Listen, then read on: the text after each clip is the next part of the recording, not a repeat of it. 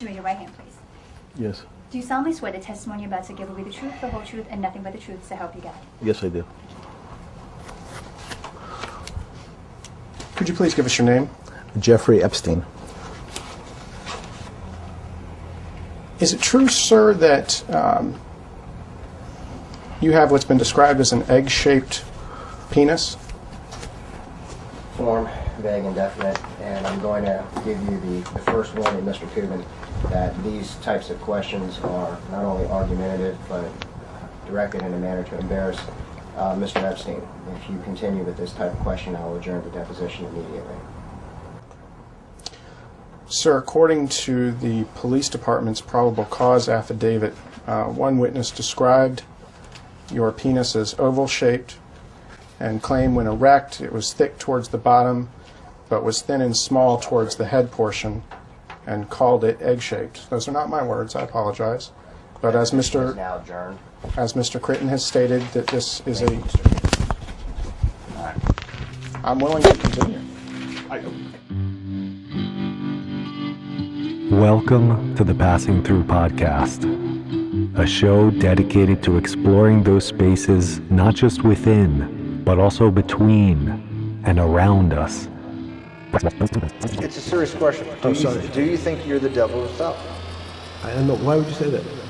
Because you have all the attributes. You're incredibly smart. You remember the devil is somebody the devil's knows what? The devil's brilliant. You read Milton's Paradise Lost. No, the devil scares me. The devil scares me. So just as a heads up here at the beginning, this episode is going to be a little bit different than episodes that you are accustomed to listening to on this podcast. This episode is going to have a lot of multimedia in it. There are going to be references to government documents. There are going to be some uncomfortable pieces of audio. And so right here at the front, I just want to say that listener discretion is advised. Lots of people are talking about Epstein right now. Not enough, in my opinion, considering it's quite possibly the biggest, most disturbing scandal in modern history.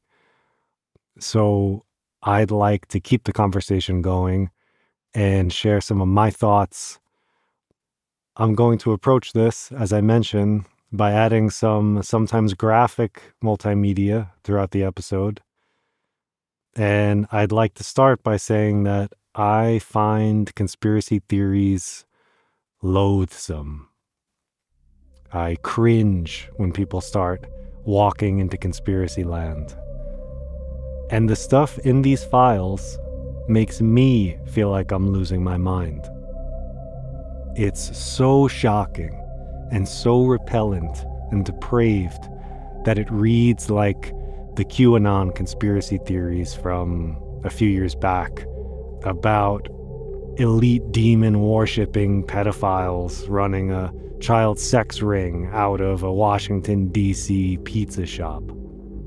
And somehow, in early 2026, that seems tame now. I mean, I don't know about you, but lately I feel like I'm spiraling into some strange and surreal reality where the Department of Justice of the United States has released evidence of an international cabal of powerful pedophiles who are kidnapping, trafficking, torturing, raping, and murdering children and young women. A few days ago, in preparing to record this episode and doing some research, I watched 90 minutes of a Kafka-esque Epstein deposition from 2010. And a deposition is when someone involved in a lawsuit or a court proceeding gives a sworn testimony and answers questions to gather facts. So in this deposition, Jeffrey Epstein answered every single question with the same script that he read off of a page provided to him by his legal counsel. I'd like to answer that question. But however, today my attorneys have advised me I must assert my Fifth Amendment, Sixth Amendment, and 14th Amendment rights under the U.S. Constitution. Mr. Epstein, have you ever been diagnosed with a sex addiction to minors by a psychologist or other medical professional? I intend to respond to all your questions at some relevant time. However, today, at the present time, my attorneys have counseled me that I cannot provide answers to any questions relevant to this lawsuit, and I must accept their advice or risk losing my Sixth Amendment right to effective representation. Accordingly, I assert my Fifth, Sixth, and 14th Amendments rights to the United States Constitution.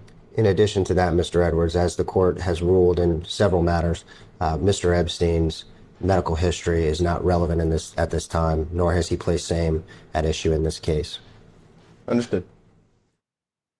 In addition to paying these underage females for sexual activity, you also paid them to bring their underage friends to you to also engage in sexual activity with. Form. Is that correct? I intend to respond to all relevant questions regarding this lawsuit. However, at the present time, my attorneys have counseled me that I may not.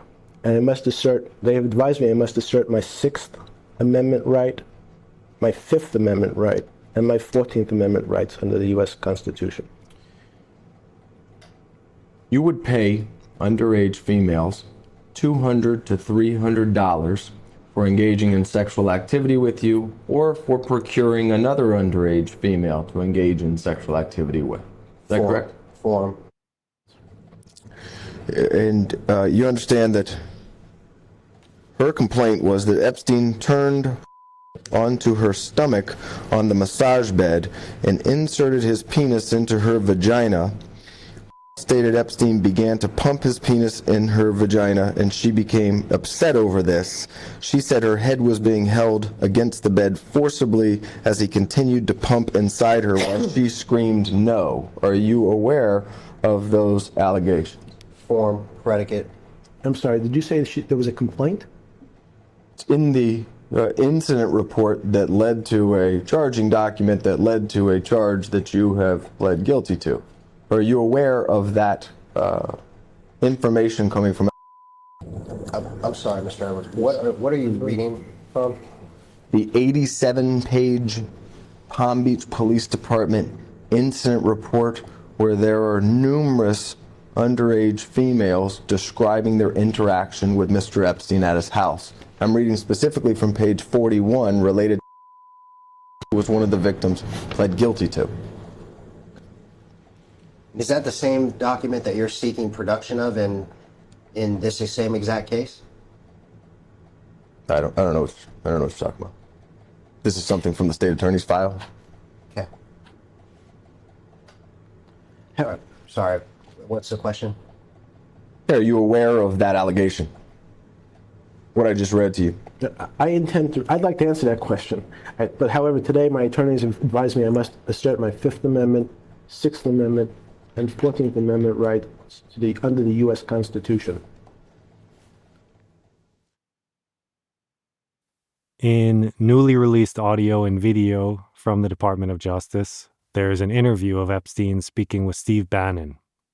And early in the interview, Epstein describes his connections to David Rockefeller and how Rockefeller had invited Epstein into an elite inner circle. Listen to Epstein talk about it here. Because I was at Rockefeller. And he said, I was chairman of Chase Bank. And he said, I remember like it was yesterday, one of the headlines in Time magazine said, David, please fire yourself.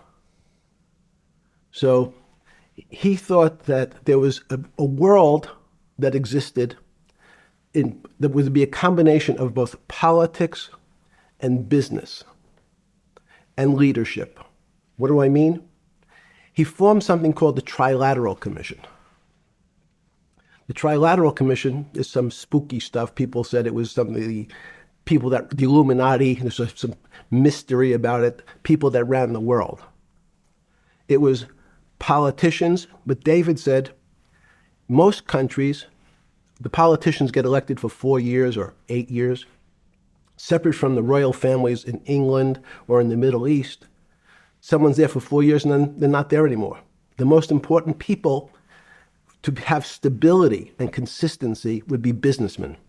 So he formed this trilateral commission of businessmen and politicians from 3 major continents. So it was the North Americans, the Europeans, and the Asians. So he said to me, would you like to be on the Trilateral Commission?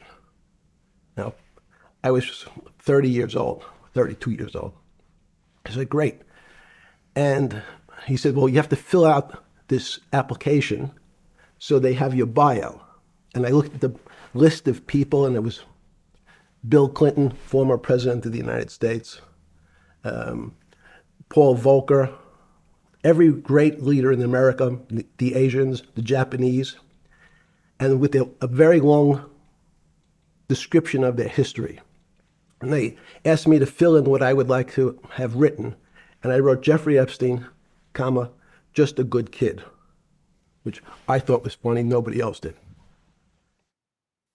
Additionally, based on testimony released just yesterday by billionaire CEO Les Wexner, who we'll talk a lot more about later, Wexner had this to say. And you eventually hired him. I assume he pitched his services in some way. What was his way of framing what he was offering to you?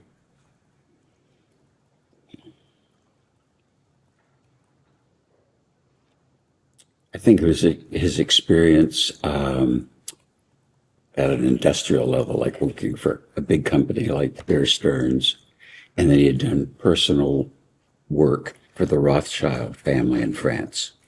Personal wealth management, essentially? I don't know. Could you elaborate a little bit to who some of those financial clients were that you were aware of? Well, it says Epstein represented that he had that. He wouldn't know if he did or not. Were you aware of any of Mr. Epstein's other clients? Well, specifically, I talked to Ellie de Rothschild, and so I mentioned that earlier. So he represented their whole family. So there had been a whole bunch of people. I mean, most of them I never would have met, but I knew Ellie. He would say, like, I'm providing financial advice to the founders of Google. I'm providing financial advice to Jeff Bezos. I'm providing financial advice for the chief technologist at Google. And wow, I'm in good company because these are really smart guys with a lot of money. And you have to put yourself in the mindset of if my attorney said, he was qualified to argue in front of the Supreme Court, I'd believe him. I didn't say to call the Supreme Court and say, tell me. So clearly, Epstein was working with very powerful people and very powerful families. English royalty to the Rockefellers, the Rothschilds. A few years back, to even suggest this would stink of conspiracy theories. So speaking of conspiracy theories, I want to reiterate again that I am not approaching this from a conspiracy lens. I don't have to, because the documents prove that this is, in fact, a conspiracy. Conspiracy is precisely one of the crimes that Epstein and Ghislaine Maxwell were convicted for. And because there's such a media frenzy right now, and there's so much misinformation spinning around on this topic, what I want to do with this episode is present some facts. Who was Epstein? How did he make his money? What's the timeline we're looking at here for these Epstein files? What's in them? What has been redacted or withheld? And what are the implications? If an international group of ultra-wealthy, ultra-powerful individuals are known to be abusing and trafficking children, the most innocent and vulnerable among us. If this group is committing unspeakable crimes and operating above the law, what does this mean for governmental institutions? And what does this mean for democracy?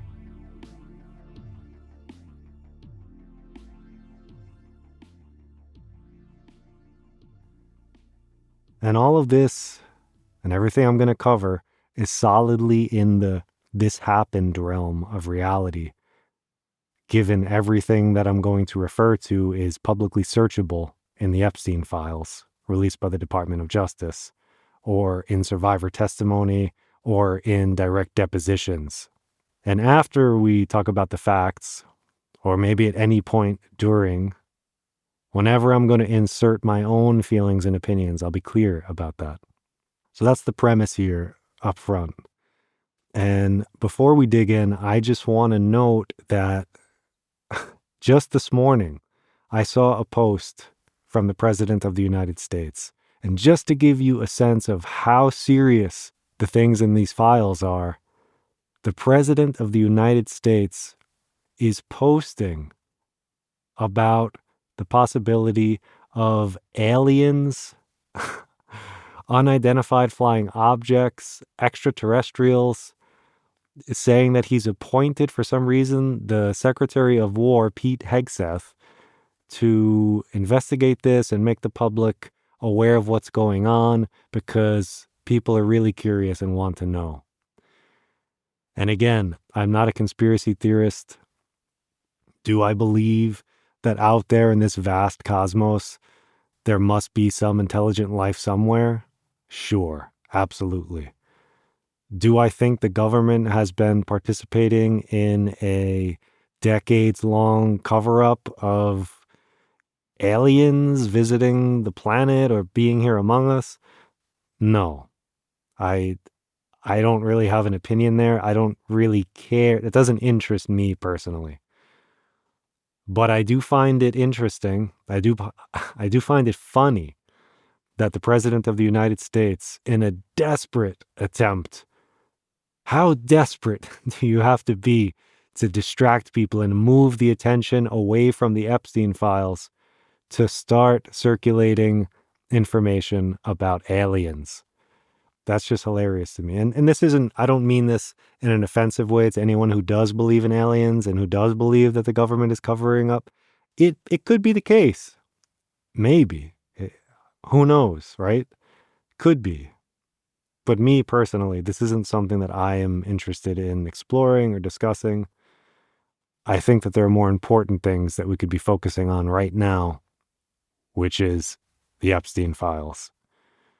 So let's do that. Let's focus on that and resist the temptation to follow Trump's cue and entertain the idea of aliens among us.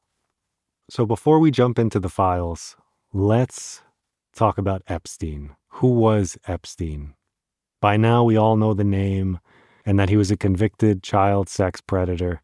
But how did Epstein get to be a billionaire? Where did he work? What did he do?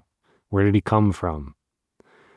So Epstein was born in Brooklyn, and he grew up on Coney Island. And eventually, he went to Cooper Union. He didn't graduate, but he somehow managed to land a gig as a teacher at the Dalton School. And he taught physics, and he did this deceptively, without a degree, because he never actually graduated. He didn't complete university. So this is a striking thing right off the bat in his profile. And this will be corroborated by people like Les Wexner and others who knew him.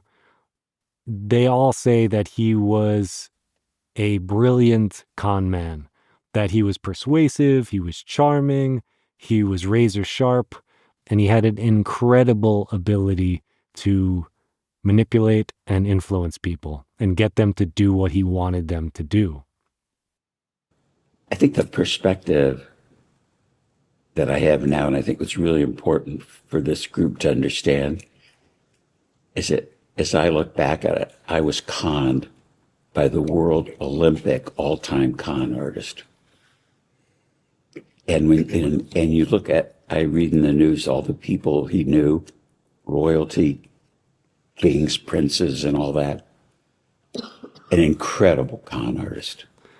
So I don't know if you've seen Marty Supreme or Catch Me If You Can, where you'll see a film based on a very charismatic, very cunning person who is able to exert his or her will over everybody else in the movie. This is the kind of character that Jeffrey Epstein was. Because think about it, to be a teacher teaching physics in New York City without a degree,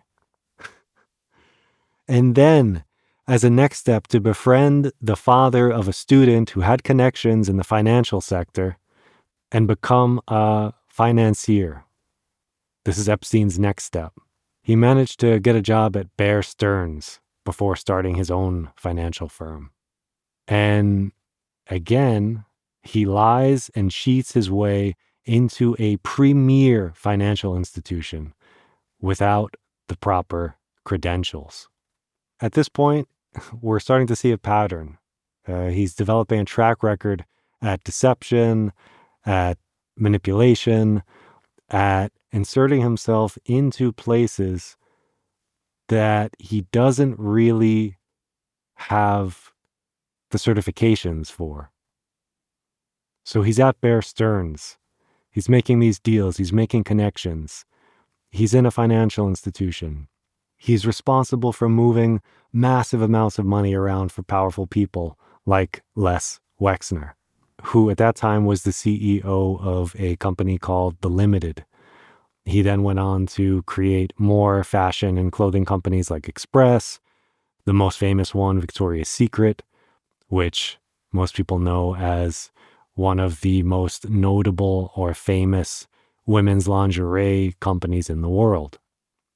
And there's a lot to say about this relationship with Les Wexner.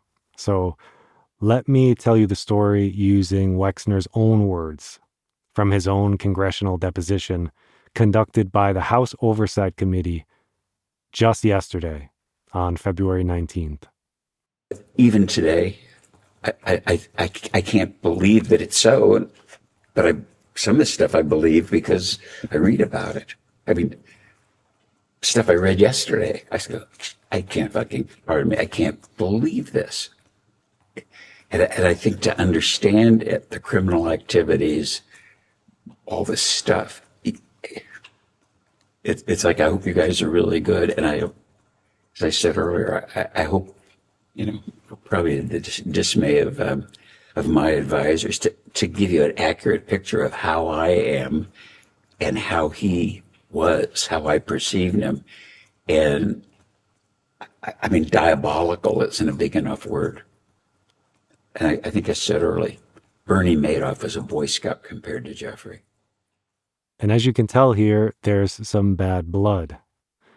And that's because Epstein lied, cheated, swindled, embezzled, misappropriated hundreds of millions of dollars of funds from Les Wexner. Epstein famously said that he could get Wexner to do whatever he wanted. And here's Wexner being asked to provide information to help give justice to Epstein survivors, just so you get a sense of how Wexner feels about Epstein at this point. So could you provide us with the name of every registered legal entity of which you were the beneficial owner between the start of your relationship with Mr. Epstein and his death?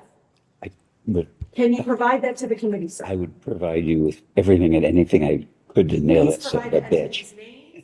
And here's another clip from the same deposition where Wexner is asked about the funds that Epstein misappropriated. I'll read it out loud. Your attorneys, quote, explained that over his years handling Wexner's finances, Epstein stole or otherwise misappropriated several $100 million from Wexner. That misconduct, together with the fees that Epstein paid himself for his services to Wexner, appears to account for virtually all of Epstein's wealth. So several $100 million is a large but not precise figure. To the best of your knowledge, how much exactly did Epstein steal? I don't know. I don't think I'll ever know. I'd like to try to understand a little bit better how Epstein was able to steal or misappropriate that many funds. One way, reportedly, is that the trusts that we described earlier, which I know you said you have no recollection of, I just want to be thorough. The trusts that he was trustee of would receive gifts of limited stock, and he would then sell that stock on the New York Stock Exchange and then use a portion of those proceeds for his own personal purposes. Do you have any knowledge or recollection of what I just described? I'm effing surprised. I shocked. I didn't know this. Is it that you have not previously heard what I just described? I never heard of it, never saw this document. And it was publicly reported, I think, by ABC several years ago, but not ever on your radar. Never. Okay. The report indicates that it was more than or around $1.3 billion of stock that Epstein moved around that way. Not that he kept all of that money for himself, but the total amount of stock sales was over $1 billion. You have no knowledge or awareness of that. I don't know the amounts. Okay, so now we're starting to get a picture here. Epstein inserts himself into a financial institution. He's befriending very wealthy people who have connections, and he's making a name for himself. He's crafting a reputation. He is portraying himself as a very knowledgeable, very skillful, very successful financier who can help people make a lot of money. And so he convinces Wexner of this, and Wexner employs him. And if we listen to this exchange in the deposition, you could get a sense of what Epstein's responsibilities were for Wexner and how was he able to pull off a con like this. So here's Wexner. You may have touched on this with our minority colleagues. What was the rough portfolio that Mr. Epstein was handling for you? Probably all my personal finance, houses, equipment, cars, just inventorying of stuff. The stuff, I don't know, all the financial things that someone would handle outside of their business. I'd have someone do because it was so much stuff. And the financial advisor previous to Mr. Epstein, did that individual have power of attorney? I don't specifically remember it, but I think he did. And Mr. Epstein did have power of attorney over your financial matters? Yeah. Is it a fair characterization of your testimony that Mr. Epstein had pretty wide latitude over your financial affairs? Yes, that's fair, pretty wide. So Wexner gave Epstein power of attorney over all of his financial and logistical dealings because Wexner is busy managing his various enterprises, right? He's flying all over the world. He's juggling all of these businesses. He's a busy guy. So he puts Epstein in charge of his finances because Epstein is a big shot at Bear Stearns. He knows the Rothschilds. He knows Rockefeller. He's connected to the Clintons. You know, he's telling Wexner that he knows the founders of Google, and, you know, he's working with guys that make a lot of money. And so Wexner is impressed. Wexner trusts him. Wexner gives him power of attorney. And what power of attorney means is that Epstein effectively had the ability to act as Wexner and control all of Wexner's assets. So if he wanted to cheat Wexner, he was in a prime position to do so. And an entire episode could be dedicated to just the relationship between Epstein and Wexner. So keep in mind that almost any of these topics could be an entire series, and probably are. If you were to go on Netflix, you could find an interesting documentary on Jeffrey Epstein that covers some of these topics. But for the purposes of this podcast, I'm going to be giving you condensed, abbreviated little vignettes into this larger story here, just to give you a sense of continuity and structure so you understand the kind of skeleton of this whole scandal.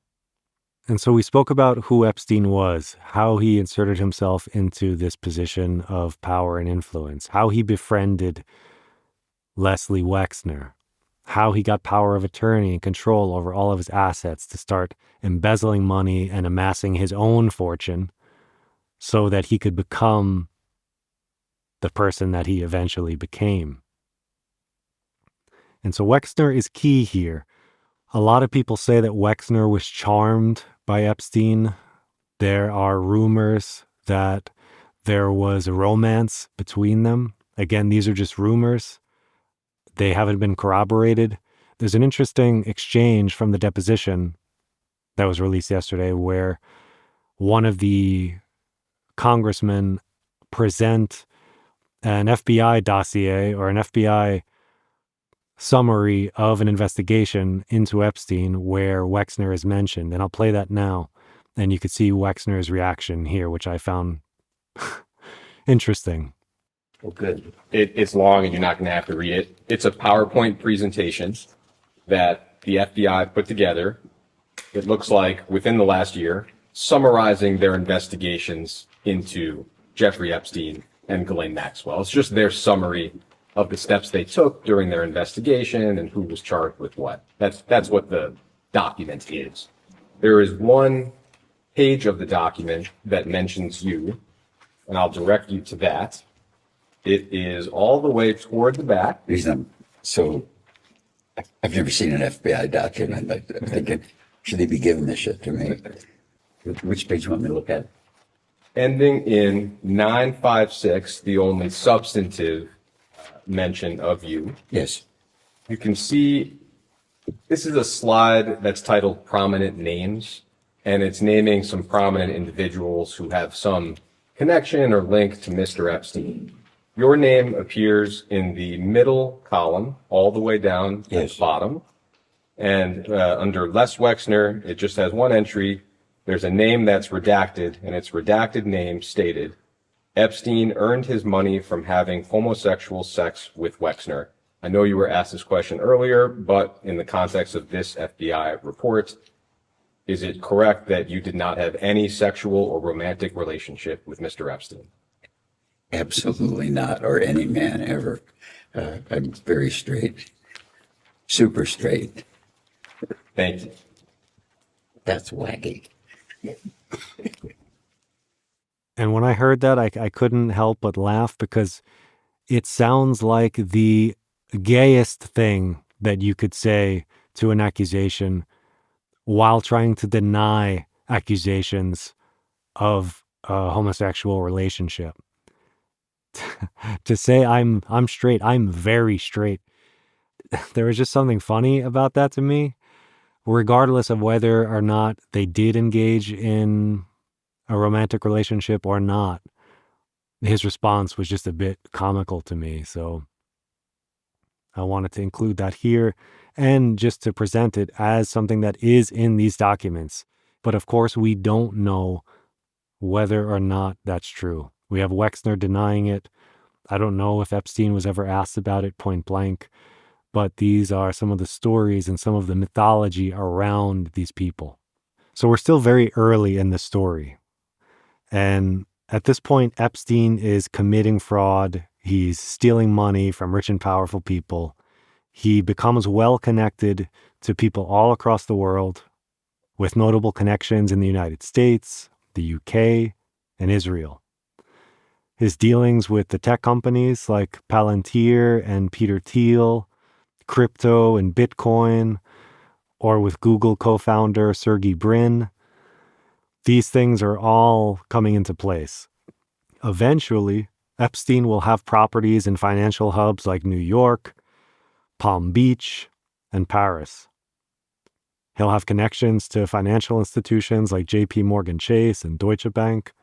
He'll be connected inside of academia with figures like Noam Chomsky, of all people.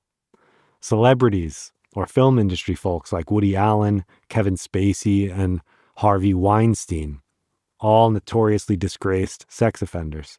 He'll establish connections with billionaires like Bill Gates, Elon Musk, Richard Branson, Casey Wasserman, Alan Dershowitz, who will be representing him in his case in Florida, which we'll talk about later. Larry Summers, Howard Lutnick, Les Wexner, who we've already mentioned, Steve Bannon, Leon Black, Tom Pritzker, politicians like Donald Trump and Bill Clinton, the royal family, even former Prime Minister of Israel, Ehud Barak. So this is a vast network of enormous wealth, power, and influence, worth hundreds of billions of dollars that span literal ruling dynasties, world banks, the military-industrial complex, global politics, national intelligence agencies, sophisticated research and surveillance technologies, and the list goes on and on. And the reason that I'm talking about all of this is just to say that Epstein was not a financier. This obscures the truth of what he really was. He was a node in a net of very rich, very powerful people in positions of business, politics, and technology.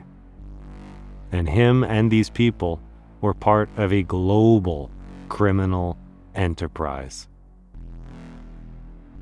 This is organized crime on a scale that would seem unrealistic even in a Scorsese movie. And I was shocked to see that Wexner himself made this point during his deposition. Listen to him here.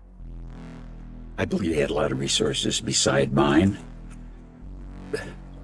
I think the only thing I said earlier was that if you really, if you understand, I think, I think he had, in hindsight, multiple personalities, incredibly smart, which I didn't really see. I mean, when you can bullshit Nobel laureates about physics and university professors and physicians and all the people that I've read about, I mean, if it was a movie, no one would believe it. I mean, but what I read about him and the connections is so, and I think that the perspective to understand it would be to understand how intelligent he was in his, as a criminal, and all the things that he did. And I mean, I have trouble imagining how he could just do all the shit that he did, forget about work, in a 48-hour day, because it was always so busy with my stuff. And then you find out all these relationships. It's just mind-boggling.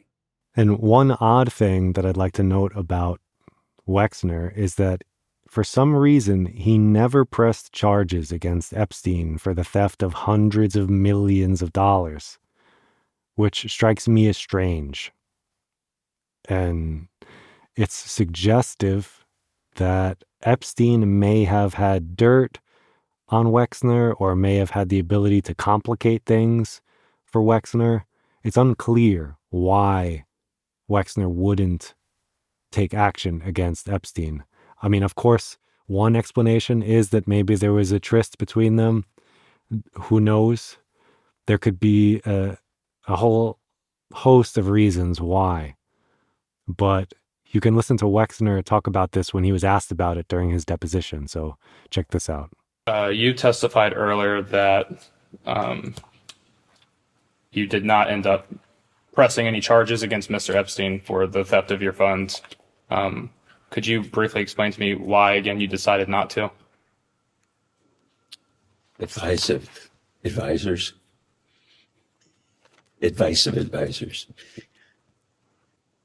Are you aware of any advisors fearing any type of retribution from Mr. Epstein if you pursued litigation over the theft of your funds? Say that again. Did your advisors have come to you with any fear of retribution from Mr. Epstein if you threatened litigation over the theft of your funds? No, I don't remember that at all. So here, Wexner claims that the advice he received from his advisors, who we can assume were his attorneys or other counsels, was not to pursue litigation. Which to me sounds like he knew or they knew or someone knew that there may have been blackmail or some type of criminal threats of retaliation from Epstein, and they just didn't want to deal with this. And I want to pause here because this is one of the insights that I've taken away from all of this that's kind of opened my eyes to something that I hadn't previously conceived or been aware of or thought much about, which is that we tend to think that organized criminals fit a certain psychological profile. We think of mob henchmen or the Hells Angels or gangs like the Bloods or the Crips. We tell ourselves stories that these people are generally less educated, they're economically disadvantaged, or desperate, or they're victims themselves of trauma and inequality, that they're these kind of lost souls. And in this way, we can kind of understand. It doesn't justify their behavior, but it makes them more relatable. We can connect to them better. We get it. But Epstein and his circle, these people involved in an international organized crime ring, reveals an entirely different personality, because these are not poor people. These are people of extreme privilege, which most of us cannot even imagine. These people are highly educated, exceedingly rich, well-connected, often born into powerful families. They're CEOs of multi-billion-dollar transnational corporations. Some of them are public figures, intellectuals, politicians, presidents, and prime ministers of foreign nations. These are not people motivated by desperation. They are the 1%. And the haunting question that keeps coming back to me is, if you have all of the money and power and influence in the world, why torture, rape, and hunt and murder children for sport?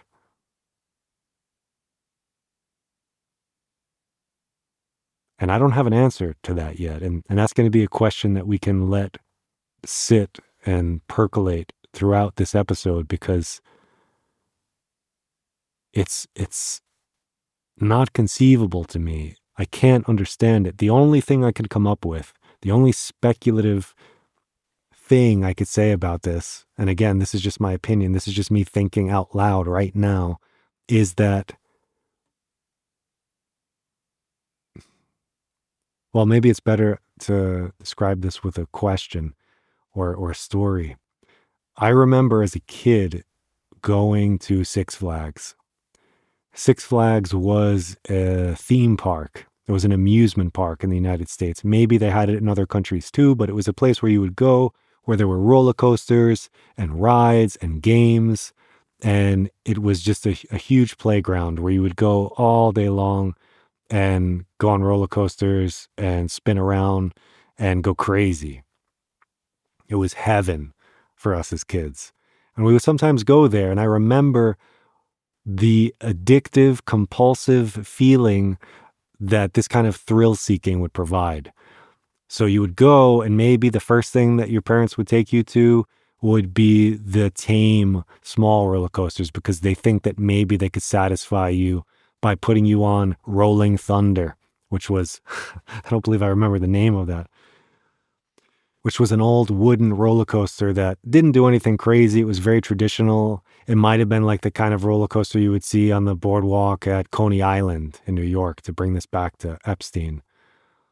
So, it was very basic. It was fun. It was exhilarating. I enjoyed it as a kid, But I remember the immediate feeling after I got off of it was, okay, what's next? What's better? I want to go on that one. It looks bigger. It looks crazier. It looks more intense. It's more fun. Let's go. And then you would run to the next one that you saw. You would go on that one. And once you finished, what did you do? Immediately, I would say, okay, where's the next one? That one's even bigger. Oh my God, let's go over there. And you'd go on that one. And this process would continue until you exhausted every fucking ride in the theme park and you got to the biggest one. And I think when I was a kid, the biggest one was called Viper or Medusa. I don't remember. But this was, your legs would be dangling. You'd be strapped in by your chest. So all of your limbs are flailing and these things are spiraling and doing loops and going up and down and backwards and all over. And you're getting tossed around like a fucking rag doll.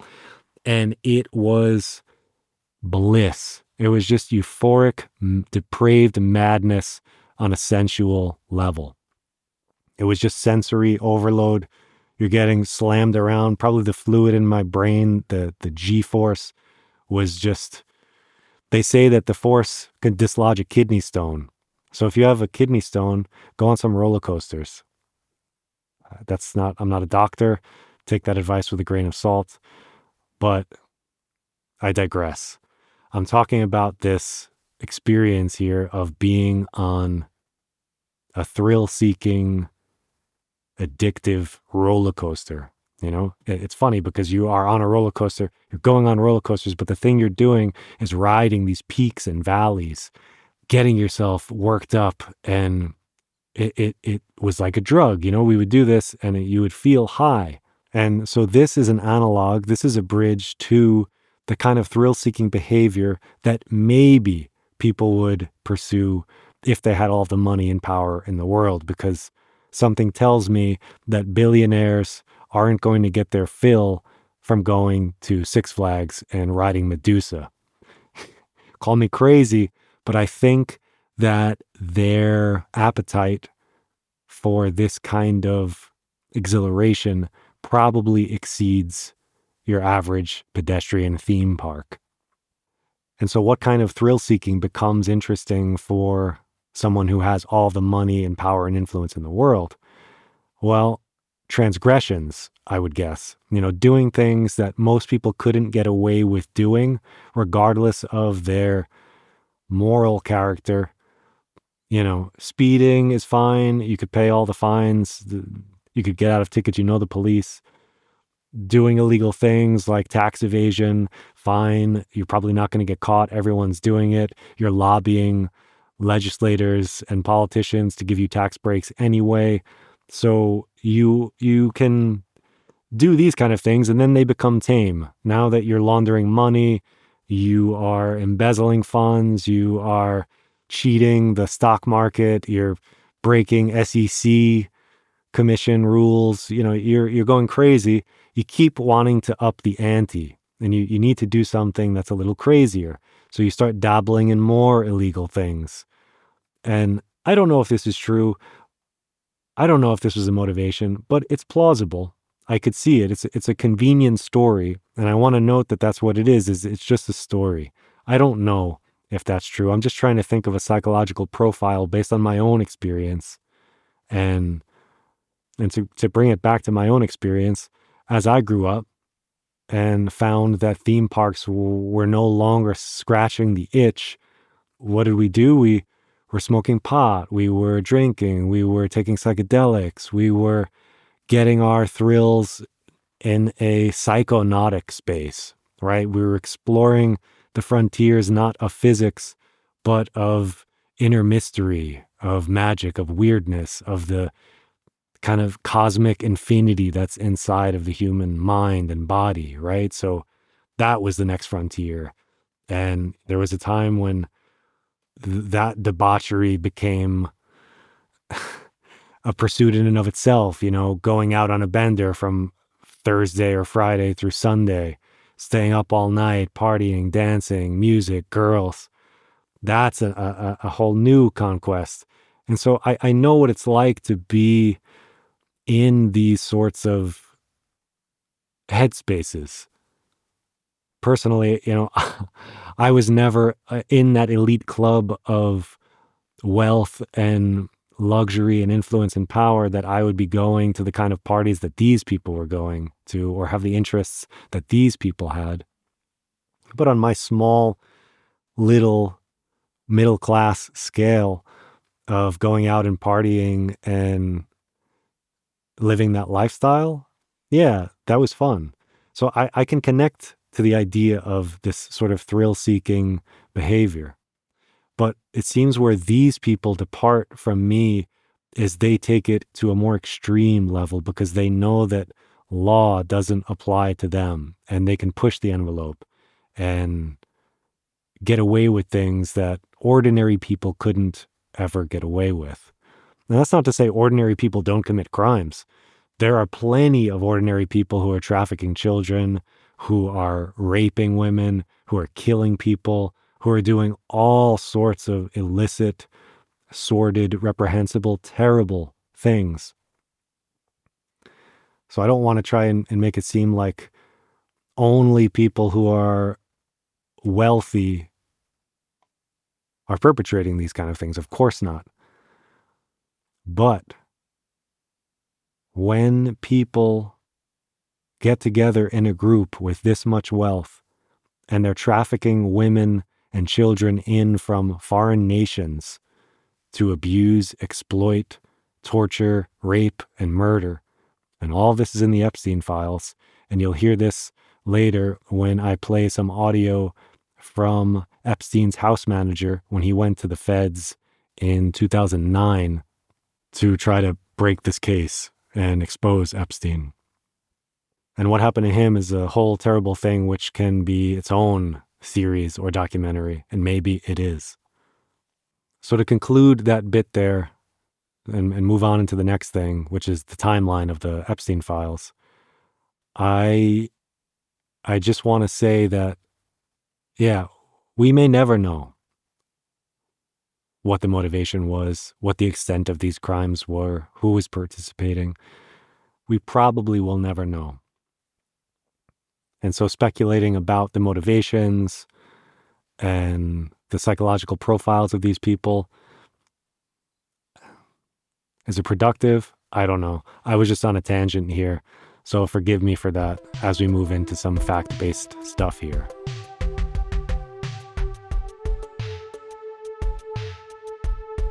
What are you, class 3 sexual predator? Tier 1. Was tier 1's the highest and worst? No, I'm the lowest? I'm the lowest. You're the lowest. Okay, tier 1, you're the lowest. And he said I was being shaken down by a hooker. So, the timeline of the files.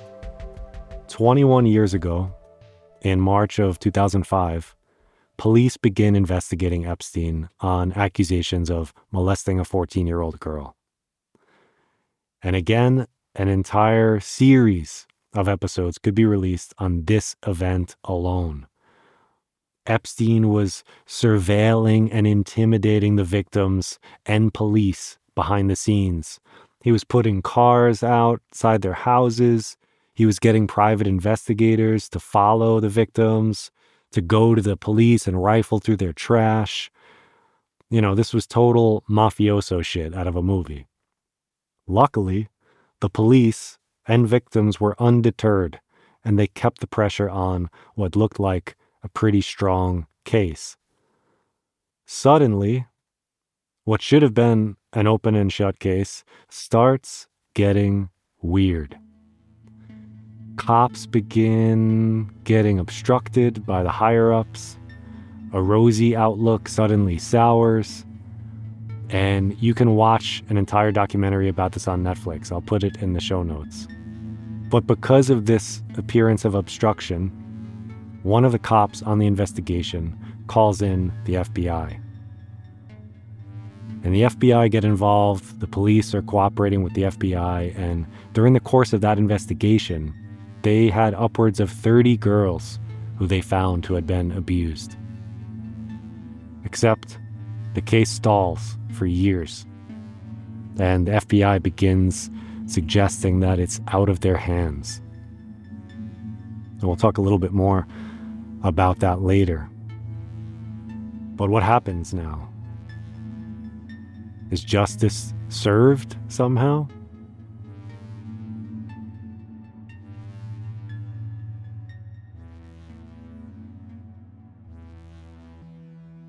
Well, in 2008, during Bush's presidency, Epstein somehow manages to get a sweetheart deal from Alex Acosta, the U.S. attorney in Florida. And a side note about Alex Acosta, he would later become Trump's labor secretary.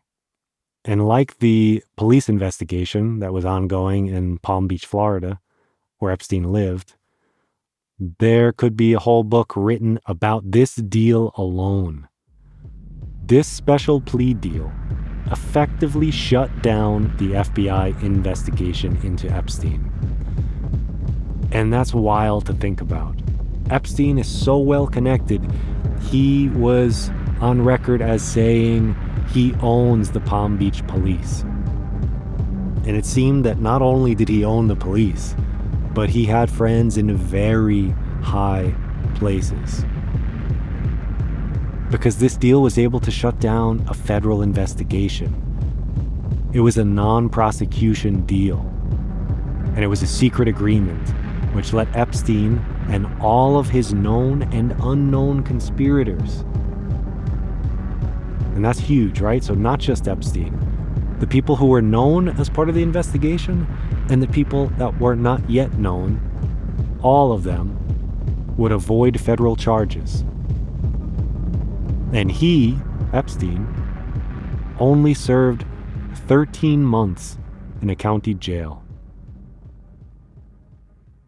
And just to give you some perspective about that, you might say, okay, why is that strange? Well, the minimum sentence for sexual battery of a minor would have been 15 years. And the other thing that you need to note about these 13 months that he served, they were in a jail, not in a prison. So he was in a private wing of the jail in solitary, so he didn't have to interface with any other criminals.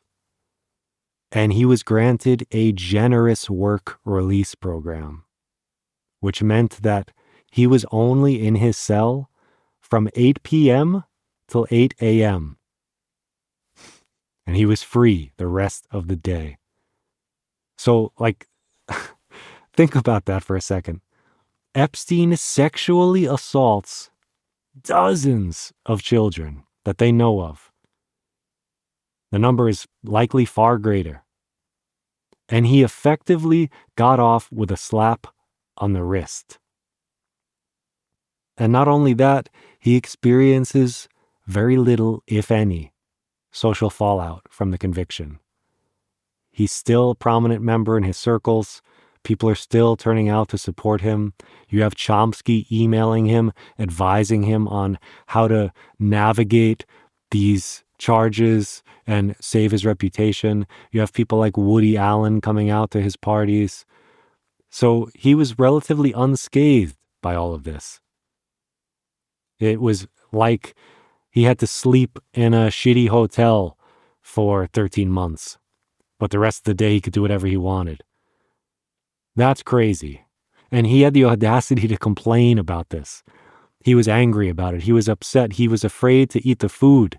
So he wouldn't eat dinner when he was in the prison because he was afraid someone would try to poison him or harm him. So they were smuggling in Almond Joy bars and he was eating these. So he was snacking on fucking candy bars, sleeping in a cell alone without fear of anyone harming him.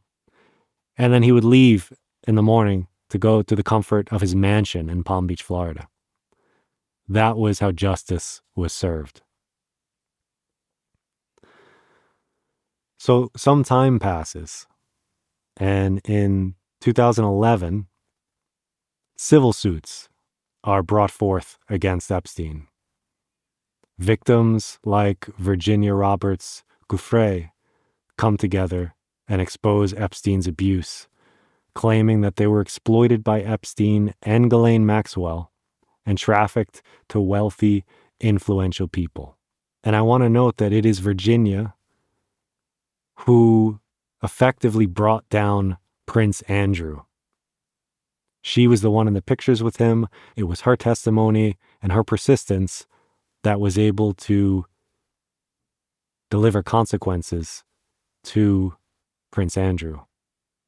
And I'll also note that yesterday, on February 19th, Prince Andrew was arrested. Not on sex trafficking charges, but on divulging sensitive, classified state secrets and information to Epstein. But let's go back to 2011. These civil suits start appearing.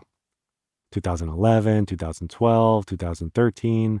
So they're slowly gaining momentum. And in 2018, the Miami Herald newspaper publishes an investigative series into the Epstein abuses and the shocking deal that Epstein received back in 2008.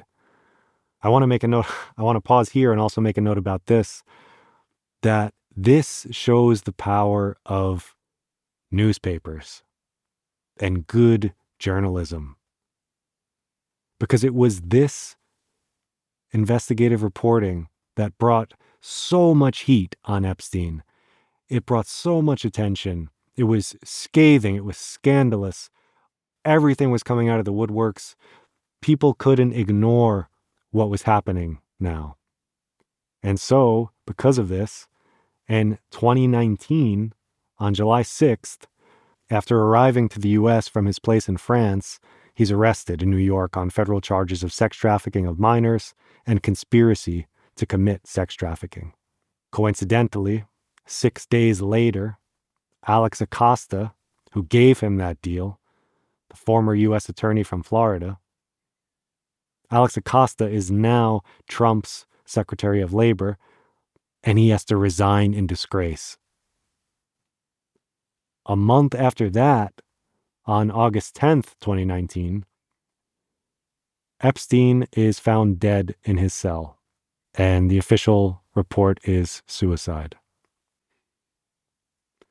But the story isn't over there, because in 2020, Ghislaine Maxwell, Epstein's long-term accomplice, co-conspirator, and former girlfriend, is arrested. And she's later sentenced to 20 years in prison. And so I want to step back a little bit now as we move forward in time and we approach the 2024 election. Trump, Kash Patel, who's the now head of the FBI, and many others campaign for the 2024 election on releasing the Epstein files. Trump wins that election in 2024, and as he comes into office, we're now in February of 2025, the Department of Justice Attorney General, Pam Bondi, says that the files and the client list of Jeffrey Epstein are sitting on her desk and are soon to be released. Then, in July of 2025, months later, Bondi says that there are no files, that there is no client list, and that the Epstein files are a hoax, and they halt the release. The Republican Party, Donald Trump, everybody tries to get on board, and this story falls apart because they campaigned on this idea. MAGA and many Republicans were looking forward to having these files released. It may have been one of the reasons they voted for Trump in the first place, because they wanted transparency. They wanted to get to the bottom of this. As I mentioned earlier, years ago, there was a huge conspiracy theory by QAnon folks, by right-wingers, by MAGA people, who believed that there was a large, powerful, international child sex trafficking ring, and so they wanted to get to the bottom of this. So in a way, we can be thankful for this conspiracy theory because this pressure from his own base forced them to have to respond to this. They couldn't get away with what they were trying to do, which would have been a massive cover-up by saying the files weren't there. So, that same month, The Deputy Attorney General, Todd Blanche, he goes and interviews Ghislaine Maxwell. And during that interview, she denies any wrongdoing, and she says that she never saw Trump engaged in any sexual misconduct with anyone, a minor or otherwise. And then after this interview, she's moved from her maximum security prison to a minimum security prison in Texas. This is, to anyone who's watching, a blatant quid pro quo. If you've never heard that term before, it basically means a favor for doing something for someone. It's the you scratch my back, I'll scratch yours. You say Trump had nothing to do with this, you deny your involvement, you help us, we'll put you in a minimum security prison. And so this happens. While there is a back and forth going on, the Democrats want to release the Epstein files. Some of the Republicans want to release the Epstein files. And so they're going back and forth. They're trying to obstruct. They're trying to prevent these files from being released because Trump is mentioned in these files. Bill Clinton is mentioned in these files. Many rich and powerful people are mentioned in these files. So while all of this is happening, in the time between, Epstein victim and survivor, who we've talked about earlier, Virginia Roberts Giuffre, is found dead. The official narrative is suicide, despite her posting on social media that she was not suicidal.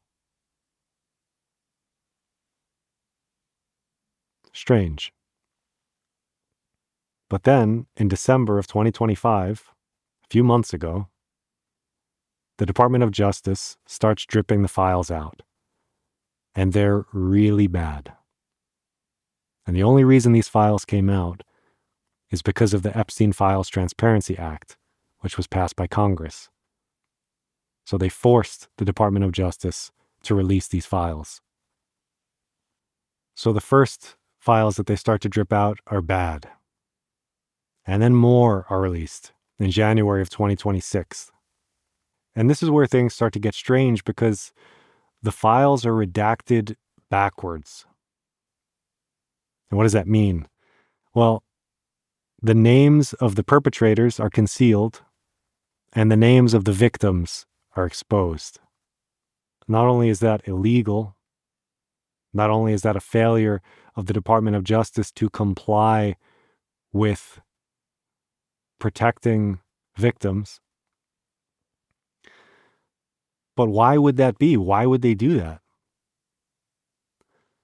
I don't know. Again, this is an opinion. The simplest answer to me seems that the Department of Justice doesn't want to implicate itself in these crimes, that they are trying to run cover for someone or some people. But we can talk more about that in a bit. So now we're getting to the most current point in our timeline. Earlier this week, the Department of Justice says that they aren't releasing any more of the files that they've said that they would release. Trump is on Air Force One talking to reporters and claims that the files that have been released exonerate him. I have nothing to hide. I've been exonerated. I have nothing to do with Jeffrey Epstein. They went in hoping that they'd find it and found just the opposite. I've been totally exonerated. In fact, Jeffrey Epstein was fighting that I don't get elected with some author, a sleazebag, by the way. And I've been totally exonerated. No, they're getting pulled in, and that's their problem. I don't know. They're going to have to see what happens. But And then strangely, and this is a this is a funny part. Some of this is comical, right? As serious and dark and scandalous and terrible as it is, some things about this are comical. You know, saying that the files are on my desk. Oops, there are no files. Kind of funny. Saying that the files exonerate me, but there's been no investigation, no hearing. Somehow I'm magically exonerated, even though I mentioned thousands of times in the files. Kind of funny. But it gets weirder and funnier. So they release a bunch of names that seem like parody. Like something you'd see in a Saturday Night Live skit. Janis Joplin is on the list. She died in 1970, by the way. Elvis Presley is on the list. He died in 1977. Marilyn Monroe is on the list. Pope John Paul II. I mean, I guess in Pope John Paul II's case, I could see that. I could see him being connected to a pedophilia ring. Snoopy is on the list. I'm kidding about that one, of course. But you get my point. To me, again, this is opinion, but this seems like malicious compliance on their part that is intended to cause hysteria, outrage, confusion. Why are these people being named? There are pages of names. Kurt Cobain is on there. There are clear enemies of Trump, like Adam Schiff. So it's a mess of names, many of whom are not really mentioned in the files. Maybe casually. Maybe someone said, I like this picture of Marilyn Monroe, and in one of the emails, and so her name is in the files. We don't know. And that's why an investigation needs to happen. This kind of furthers the point here that whatever in these files, we don't know what's true and what isn't. There are some outrageous claims in these files, which I'm going to get to in a moment when we talk about what's in the files. But this tactic of putting a whole bunch of stuff in there that can't be immediately proven, is confusing, is an attempt, I think, to delay justice, to obstruct, to make it hard to reason and discuss what's in there. And we need an investigation. We need an investigation. But there's a problem with that, which I'm going to talk about later when we talk about the implications of this. But before I get there, I want to talk about these redactions because it's important.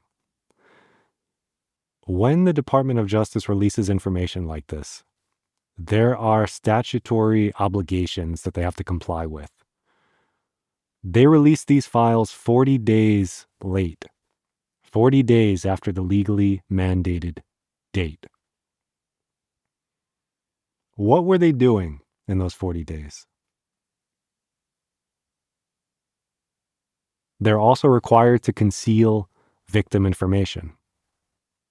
They did the opposite. They are required to explain why information is being withheld for each redaction. They failed to do this also.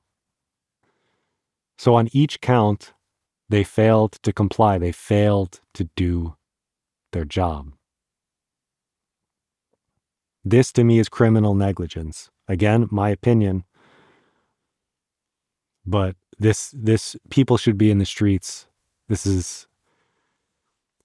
is outrageous to me. The Epstein Files Transparency Act calls for a log where a kind of audit trail where the Department of Justice has to explain the legal basis for each redaction. And they have to provide descriptions of how it qualifies for that exemption. They provided none. And this has the impact that it prevents lawmakers and the public from verifying whether these redactions were made in good faith. One can assume, given the way that they have been handled so far, that they have been deliberately mangled and mishandled. Again, my opinion could be wrong, but this is how it feels to me. And the law requiring the release of these files recognizes 5 categories of redactions: identifiable personal information of victims, which they failed to redact; depictions of child sexual abuse; information that jeopardizes an ongoing federal investigation; depiction of death, physical injury, or abuse; and classified information relating to national security or foreign policy. And so all of this is to say that without explanations for which files have been withheld and why, it becomes impossible for lawmakers and the public to put the pieces together and make sense of all this information. And this has the convenient consequence of making it improbable to successfully prosecute the perpetrators, given much of the information would rely on assumptions rather than hard evidence.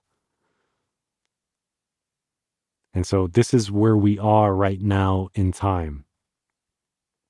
We've covered the timeline, we've covered what's been redacted and the Department of Justice's failure to comply with the law. We've talked about Epstein and some of his connections. And so now that we have this backstory, what's actually in the files? The thing that's important to take away from the files is that they don't just shed light on child sex trafficking. And of course they do. They contain graphic images and videos and descriptions of abuse, torture, rape, and murder. But just as important, they also illuminate geopolitical and business moves of elite public figures. In the files, you have Epstein telling Israeli Prime Minister Ehud Barak to contact Peter Thiel of Palantir.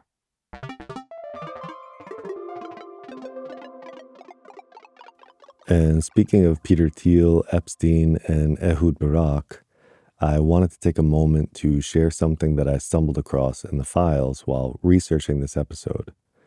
Unfortunately, I came across this after I had recorded the initial content, so I am coming to you from a quasi-future right now. In the files, there are records that indicate in 2015, Epstein and Ehud Barak jointly invest in an Israeli technology company called Carbine.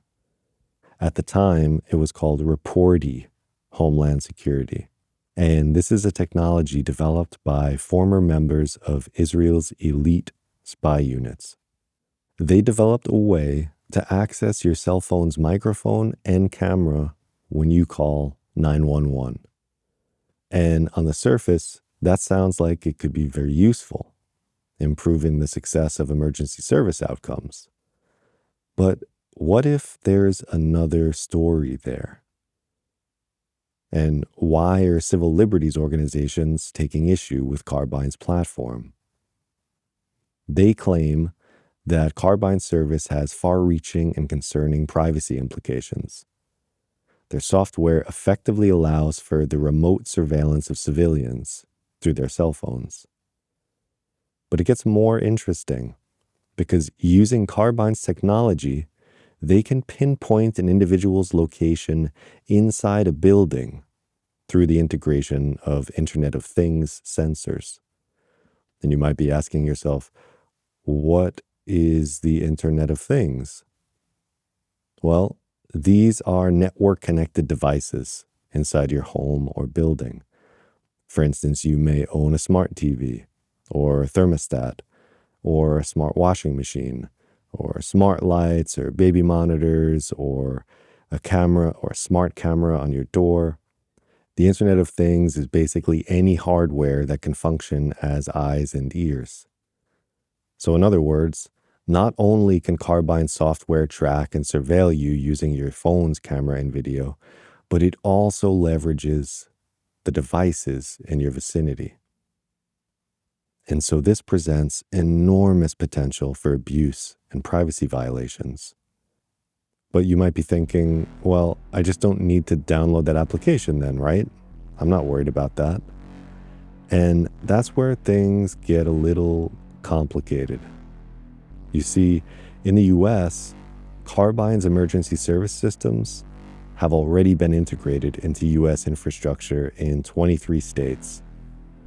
The company has already partnered with telecommunications companies like AT&T and Google for Android phones to incorporate this into their networks. Major cities like New York, Atlanta, Miami, and New Orleans are already utilizing the technology. So this means that when you call 911 today, you are already opted in.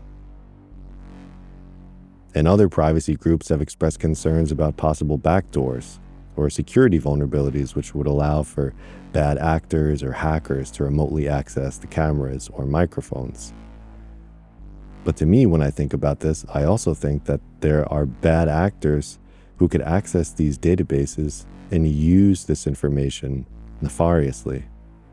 For example, if some important person or someone in a trial or any person of interest were to call 911 and reveal some compromising information, let's say a domestic abuse case, or a fatality, or drunk driving, or a drug overdose, or any private matter that you wouldn't want a third party to have access to, in theory would now be accessible to a foreign government. So there are multiple vectors of concern for this kind of thing here. And the other thing is that when an organization hides surveillance behind the mask of safety, the concessions made are often notoriously difficult to uproot. You could think of the Department of Homeland Security here, subjecting U.S. citizens to excessive search after 9/11 in the name of safety.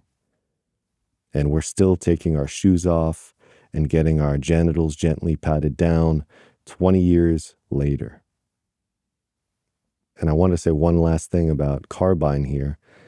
They were acquired in 2025 by a company named Axon for $625 million. Axon is a company that develops weapons and software for law enforcement and military agencies. Axon is a company that's interested in militarism and surveillance, and they even develop body cam technologies for police officers.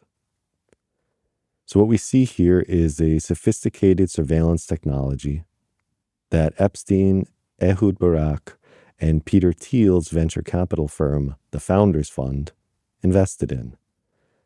And they invested a considerable stake when Carbine was still a young company, valued at that time at only $4 million. So after investing a mere $1 million, Epstein effectively had a 25% stake in this company. Today, this police technology investment would have made him $100 million.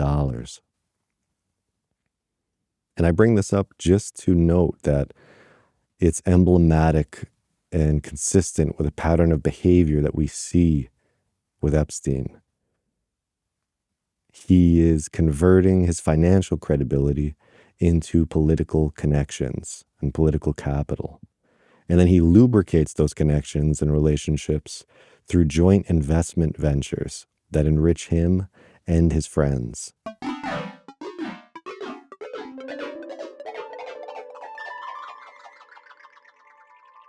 So he's maneuvering behind the scenes to connect powerful people in ways that can enrich himself and those within his circle.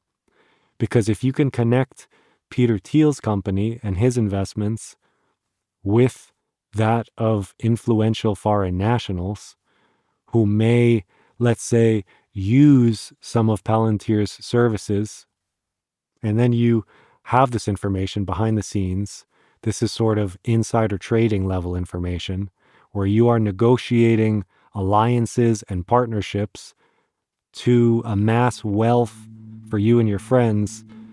This is illegal. And that's bad from a sense of, is it illegal and wrong? Yes. But it has real and dangerous consequences that we are seeing today, because we see now how Palantir has been assisting the Israeli genocide in Gaza. We see Epstein help to lay the foundation for powerful partnerships like these. And they're not just impacting women and children in Palestine, they're being deployed on U.S. citizens right now. Palantir partners with ICE to surveil people domestically. They are aggregating databases on U.S. citizens.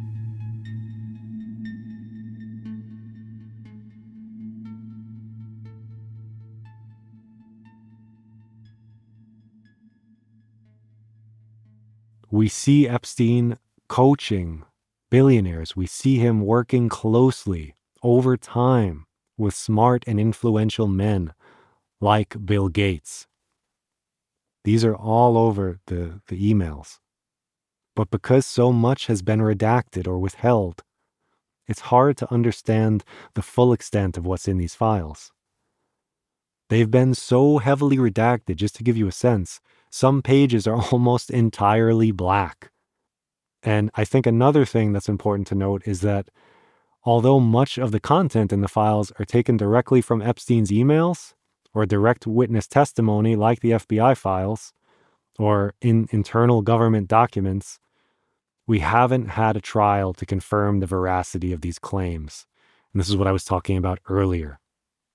So yes, in the files there are mentions of child abuse.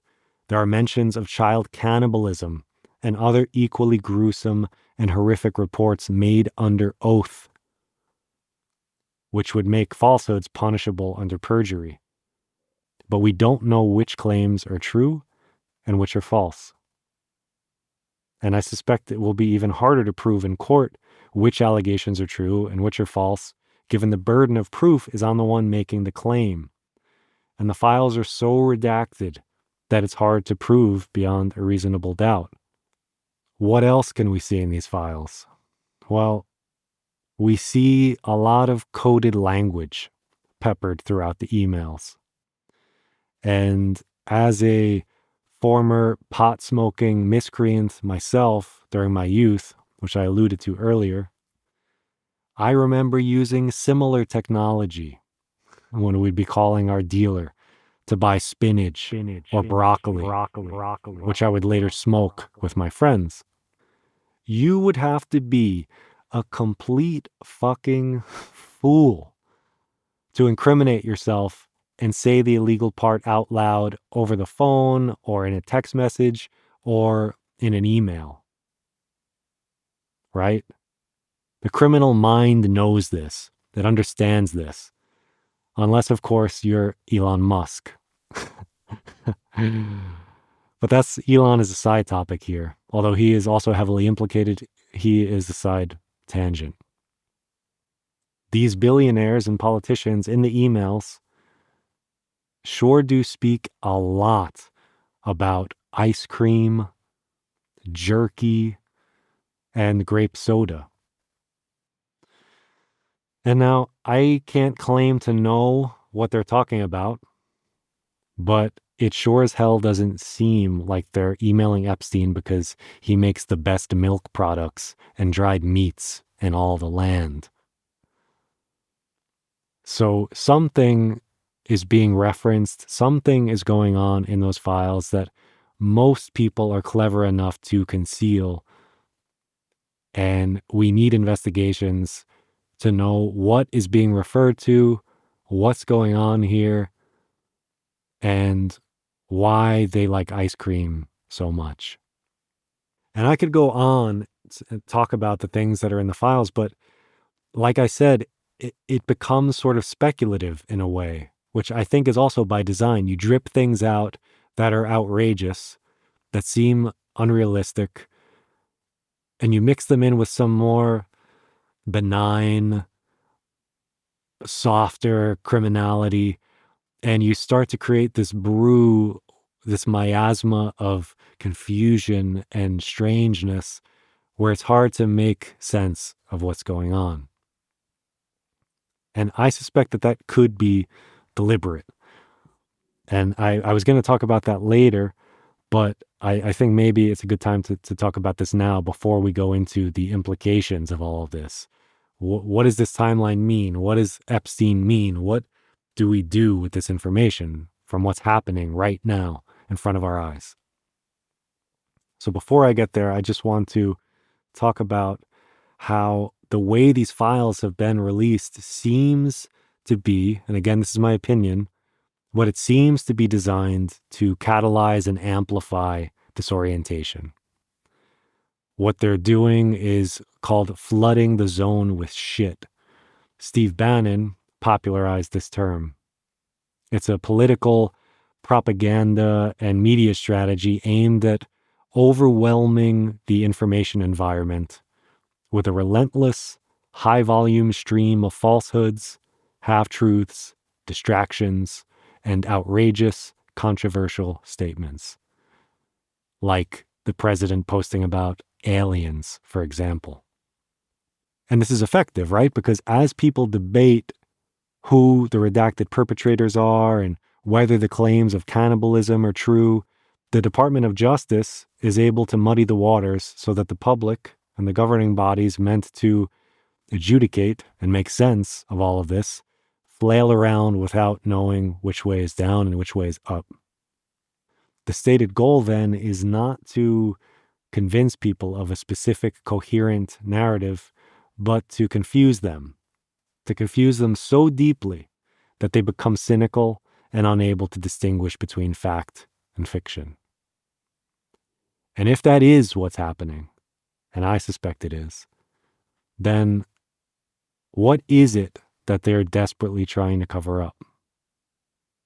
Because it's already out in the open that there are extensive allegations of abuse and the highest levels of power. It's already in the open that Trump and Epstein were friends and neighbors and associates, right? They both had homes in New York. They both had homes in Palm Beach. There's photos of them everywhere. Les Wexner, in his deposition, talks about them being together at his Victoria's Secret parties. Did you ever spend time with Epstein and Donald Trump? Together? Yes.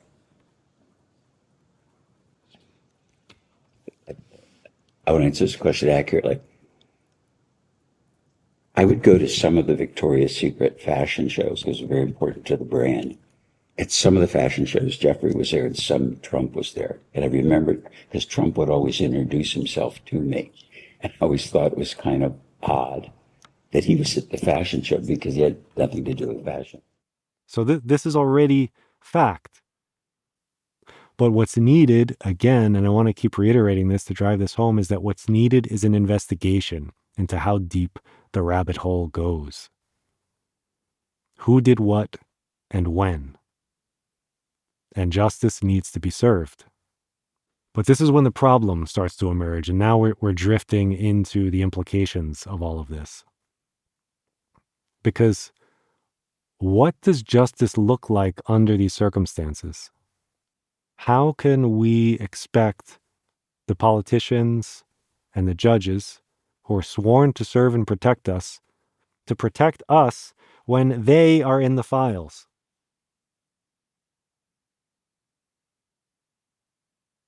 Those who have been asked to protect us, and like think about this for a second, those who have been tasked to protect us, to protect our most vulnerable, our most innocent. We're talking about children here. They've been tasked to protect us, but we're finding that they're protecting themselves. How do we, as citizens, who are being effectively ruled over by this ruling class of wealth, power, political influence, how do we get thorough, impartial, third-party investigations? If the files themselves indicate the existence of a vast network of power that spans the highest levels of business and government, how can we get an impartial trial? I don't have an answer for this question. It is a haunting question. Because what these files lay bare is that there is a group of people that work above the level of government who are able to pull strings. And they work through blackmail, extortion, intimidation, child torture, rape, and they serve the interests of money and power. We are literally talking about organized crime at a level that supersedes world governments. Years ago, this would have been conspiracy theory. When the most powerful people in the world, not just wealthy businessmen, but politicians, policymakers, and presidents who swore to protect and serve are implicated, who do we call? Who watches the watchmen?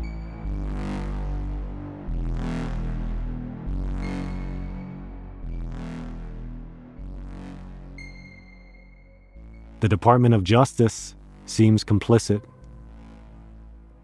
Pam Bondi seems to be doing Trump's bidding. And remember, she was his lawyer during the first impeachment, and she was also Florida State Attorney General from 2011 to 2019 when Epstein was abusing women in Florida. So this doesn't really seem like a person to be trusted from my perspective.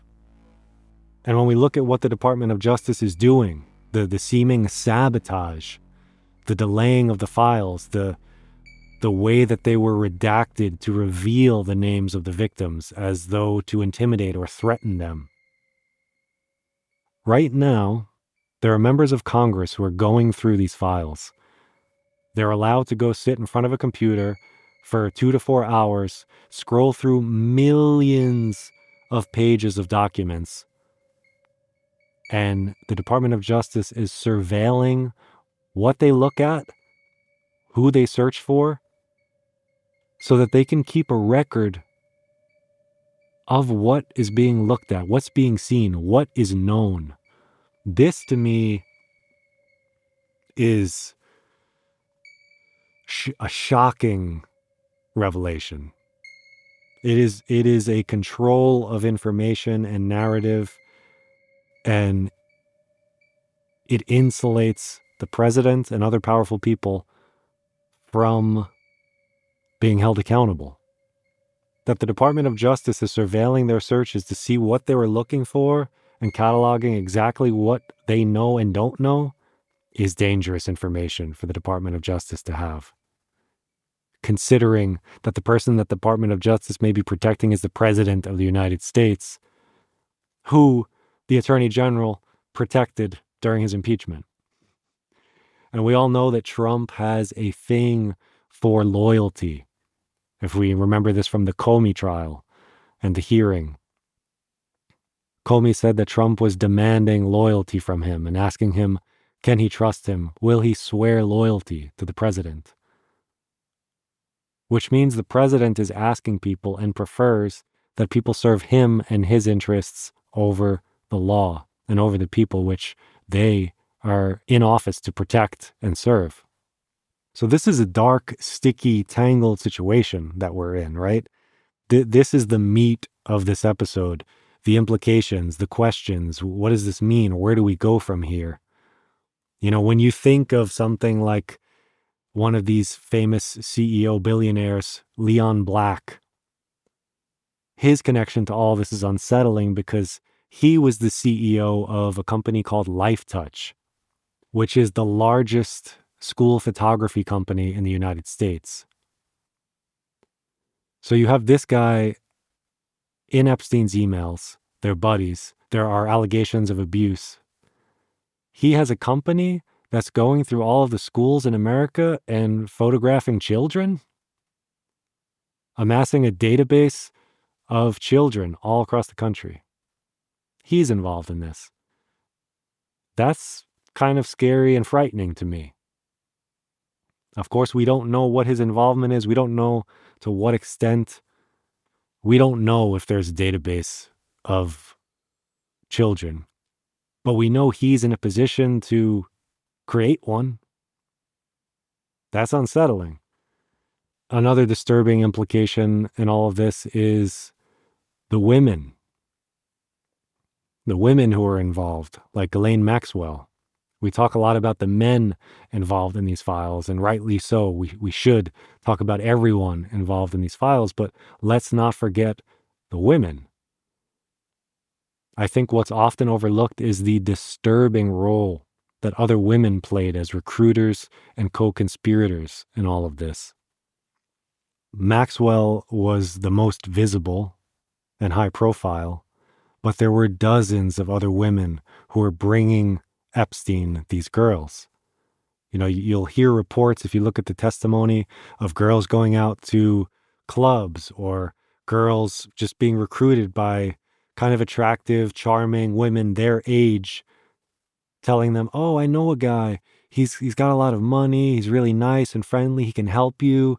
If you want to go away to college, you want to become an artist, he'll send you, he'll pay for your school. He's so nice. He's such a philanthropist.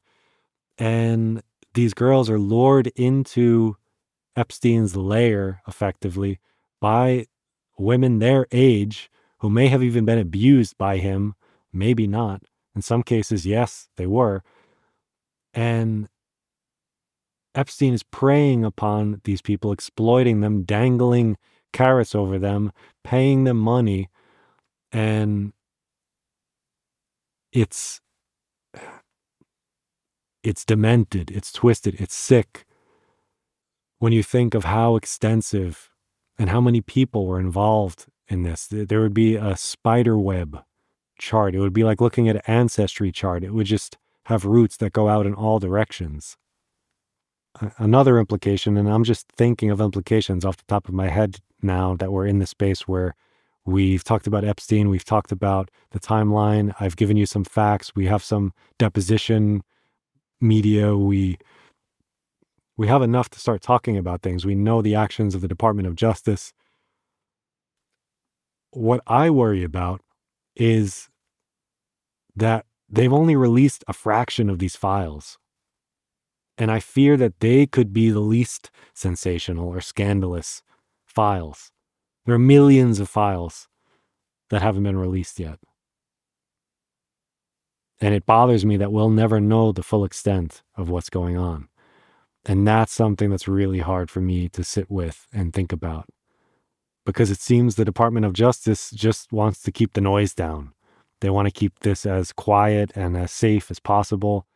And so we could only surmise that the really damning evidence hasn't even been released to the public and may have already even been scrubbed from the files. You know, 40 days late is a long time. The President of the United States appears a lot in the files. And I guess that's one thing we should talk about is Trump here, because he's mentioned over 4,000 times in the files. He's mentioned more than Jesus is mentioned in the fucking Bible. And when we look at what Epstein had to say about Trump, he said, I have met some very bad people. None as bad as Trump. Not a decent cell in his body. And if Epstein's saying that about somebody, that's a fucking Yelp review right there. And Trump famously ran child beauty pageants. That could be its own separate episode. I don't even want to go into the headspace of somebody who wants to put on child beauty pageants where you dress up children in makeup and put them in revealing clothing and have them parade around a room for men to ogle. But this is what Trump was doing, right? And there are numerous claims from these children that Trump had raped or trafficked them. And it seems, for some reason, like I alluded to before, maybe this is a thrill-seeking behavior. This is a need to want to transgress and violate norms and push taboos. When you have this much power, maybe that's what becomes attractive to you. But it seems that that's what these rich and powerful billionaires like to do. Look at Trump's buddy, Vince McMahon. Go and read through the court documents for his current trial to see what his latest victim is saying that he did. Absolute nightmare fuel. Look at Diddy. He's in prison right now for sex trafficking and racketeering. You have Andrew Tate and his brother Tristan Tate. They're charged with rape and trafficking in Romania. It seems like this has become a trope at this point for the rich and powerful. And this is another thing that bothers me. I personally find it very unlikely that Epstein was the only show in town here. If capitalism has taught me anything, it's that it's much more likely that Epstein was just one of many such child traffickers. I can't imagine that his friends weren't organizing similar parties. I just mentioned a few where we know that people are doing this. And so this starts to peel the onion back where Epstein was just the one who got caught. What about the people that didn't?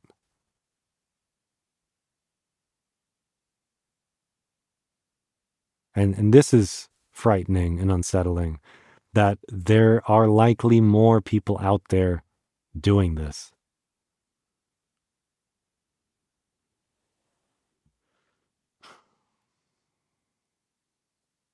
I saw an article from the UN. They came out and said that the content of these files are tantamount to a global criminal enterprise responsible for crimes against humanity. So there are groups out there perpetrating crimes against humanity, not on a state or national level, but people that supersede state and national levels that are committing crimes against humanity. And these files suggest that this is happening. We have evidence of this. And another thing I wanted to point out is certain rumors that are swirling here, notably around Epstein and his circle's connections to Israel. Some of the rumors are that he may have been an Israeli intelligence asset, where his goal was to collect compromising information on rich and powerful people for Israeli intelligence.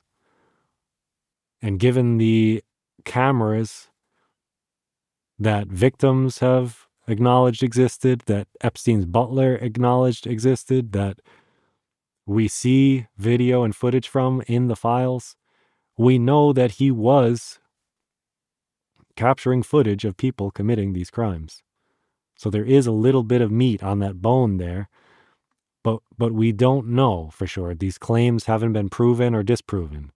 We know that Epstein and Les Wexner had close ties to Israel, that they were funding them, they were donating to the IDF, to settler campaigns, they were meeting with former Israeli Prime Minister Ehud Barak.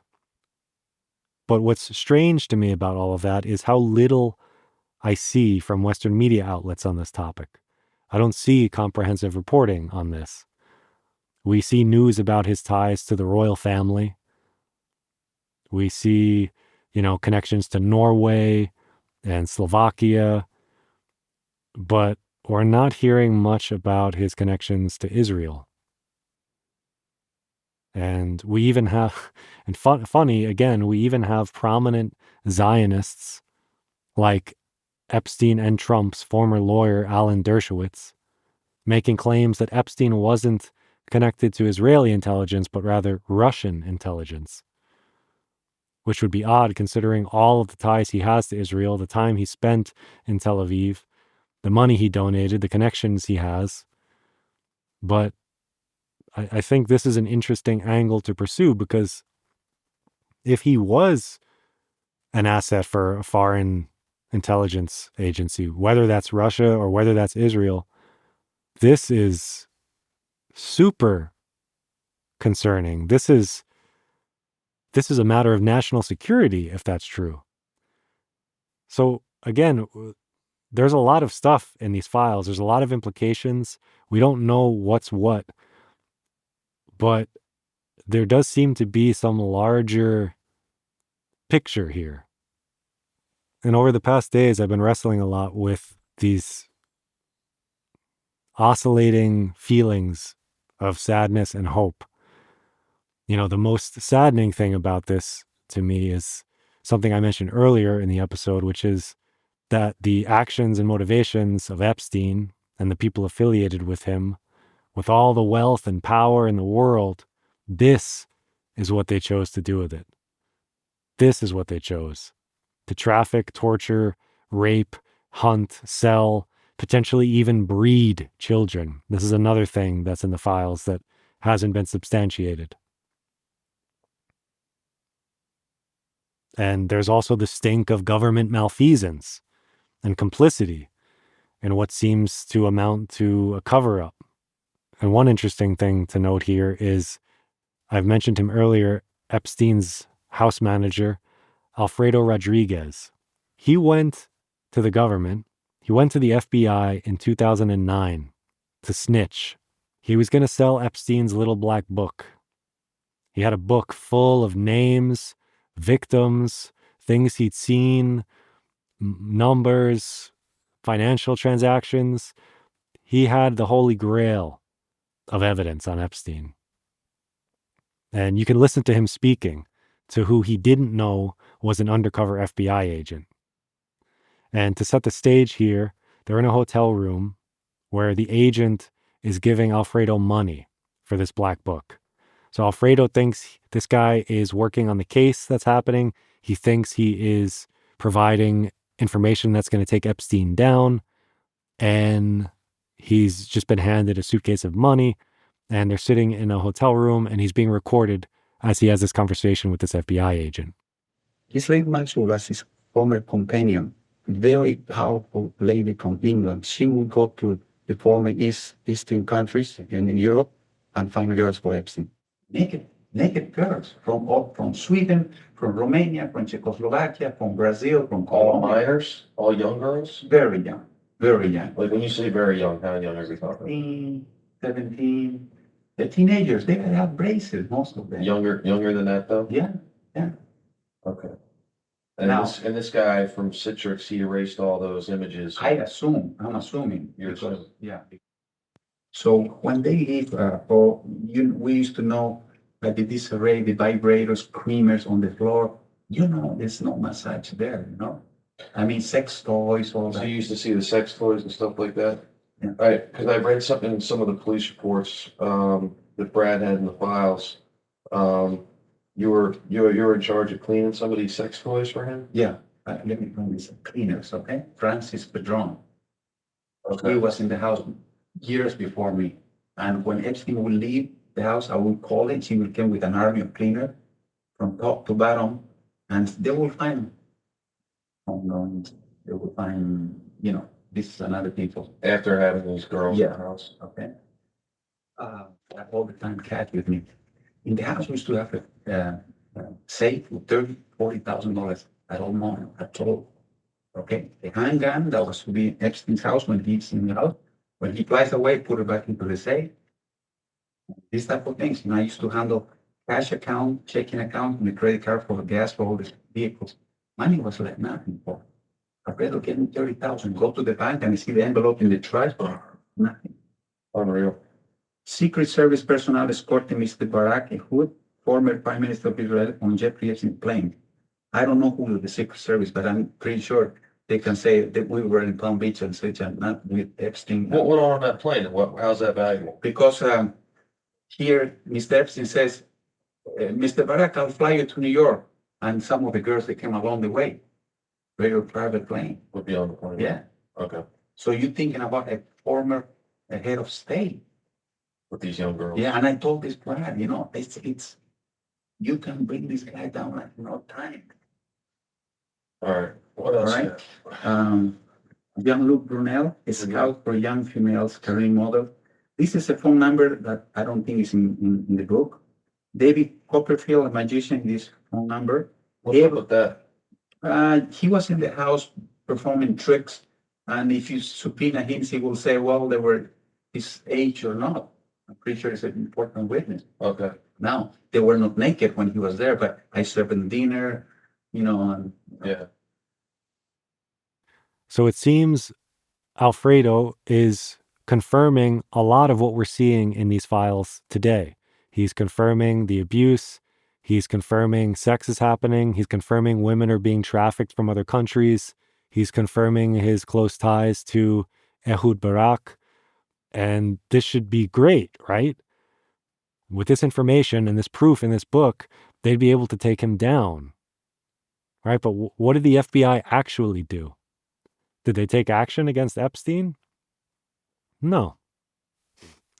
They arrested the butler. Can you believe that? They charged him with obstruction of justice for withholding evidence from federal investigators, and they sentenced him to 18 months in prison, which is more time than Epstein served for raping and trafficking hundreds of children.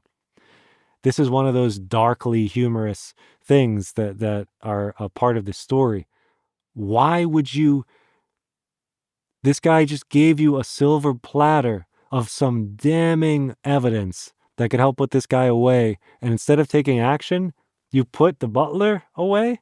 So I want to draw attention to the FBI here when I'm talking about government malfeasance and weird cover-ups and inaction and Epstein not suffering consequences for his actions that would have taken down anyone else. And based on Les Wexner's deposition released yesterday, the FBI didn't even contact or question Wexner as part of the investigation that they were leading into Epstein, which is absurd to me. How could that be? But you could listen to him be asked about this right here. Check this out. Has the FBI or DOJ ever directly contacted you or spoken to you about not to my knowledge. Never. Never. So my fear about all of this is that if the United States has failed to act for decades, they've known about this for decades, and they even went as far as obstructing justice and allowing Epstein to skirt consequences,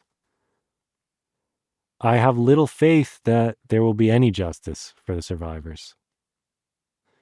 And this is where the despair and sadness comes in, because what I expect to happen is 1 or 2 performative arrests to quiet the public, to get people to be a bit less outraged, followed by a hasty return to the normal.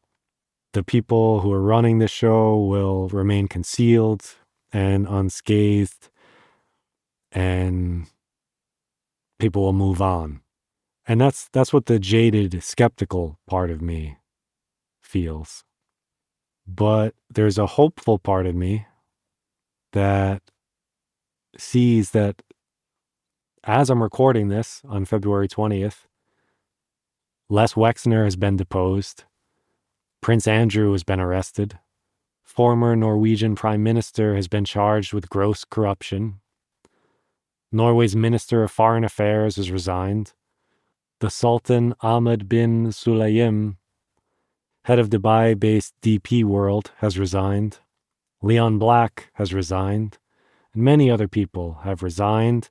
And it seems that powerful people are scared. But it's important to note that resignations are not convictions. Who gives a fuck if you've resigned? Who gives a fuck if you're lost your title of prince? You're not a member of the royal family anymore. You're disgraced. That's not justice. You need to be imprisoned. You need to not hurt anybody again. You need to atone. You need to heal. You need to make up for what you've done. Justice needs to be served. But this is a start, at least. We need to see these people put behind bars and maybe even heavily fined, proportionate to their wealth, which would cause serious economic penalties. That would be great. And take that money and reinvest it to survivors, victims, programs to help people. And in this similar vein of hope and positivity, I also want to draw attention to the fact that these recent developments, what's happening right now, the Epstein files, his conviction, the arrest of Prince Andrew, all of these powerful people resigning, the wheels starting to take motion, all of this is only possible because of the incredible courage and tenacity of survivors like Virginia Giuffre, who continued to push to hold Epstein responsible for his crimes. This was a woman who faced off against the most powerful people in the world. They tried to intimidate her. They dragged her name through the mud. They called her a prostitute. They said she was lying. They said she just wanted money. And in my opinion, this is speculation again, they eventually killed her to try to silence her. But it's because of her persistence and fearlessness and tenacity to fight for justice that any of this is coming to light. So it shows how much of a difference one person can make. It shows how important it is to stand up against injustice. And it's not just her, but all of the survivors who have spoken up and faced similar consequences. And not just the survivors and the victims, but the investigators and the lawyers and the government agents who refused to cave to pressure or intimidation. People who wouldn't cooperate with covering this up. People who are actually committed to exposing this. Whistleblowers like Alfredo Rodriguez. And yeah, you might say, Alfredo Rodriguez, he was the house manager watching all of this for years. What do you mean? He's complicit in all of this. He didn't try to expose Epstein until years later. If he had acted sooner, so many people would have been saved. And yeah, there's truth in that. But at the same time, there were so many people who knew and did nothing. And that's an important takeaway for me. That's how evil prevails. All that is necessary for the triumph of evil is for good men to do nothing. And maybe that's the strongest takeaway from all of this. Because I don't know what's going to happen next. I can't tell you if anyone will be held accountable. But what I can say, I say every episode, which is that we can be good to one another. And I think we have a duty to be. And this is the takeaway here. It's that being good to one another doesn't only mean being caring or empathetic to people, whether we like them or not, but it means intervening when we see harm being done. It means protecting the vulnerable. It means confronting wickedness and exposing it to the light, even when we risk our own safety to do so. You could think of Germans hiding Jews in their homes, or American citizens today intervening to protect immigrants against ICE. These were people risking life and limb, not only of themselves, but often of their families, maybe even their friends, to protect people who are innocent and being persecuted. Standing up against injustice at great personal risk. And imagine a world where we treat everyone like a friend or relative. If we did that, how could we in good conscience harm or allow anyone to be harmed? To share one of my favorite quotes from the Buddha on this topic, he said, "As I am, so are others. As others are, so am I." Having thus identified self and others, harm no one, nor have them harmed. And so to wrap up here, I'd say we are venturing into uncharted territory with this scandal. It is the biggest scandal, I think, of our times. And the veil is lifting for a lot of us. Our politics, businesses, and financial institutions have been compromised, which means what we've been calling democracy never was. Because if a small group of people operating behind the scenes, shaping global politics and markets and legislation, if they have more power than our elected officials, What does that mean? What does resistance look like, if that's true? And what does justice look like, if we expect our compromised government institutions to serve justice? How can this corrupt machine be dismantled? These are the questions that I don't have answers to, but they're questions that we need to be asking ourselves. Because at the end of the day, it's people who make decisions. People who feel afraid to confront power. People who comply with commands they know are wrong. Which means it's people who have the power to change this.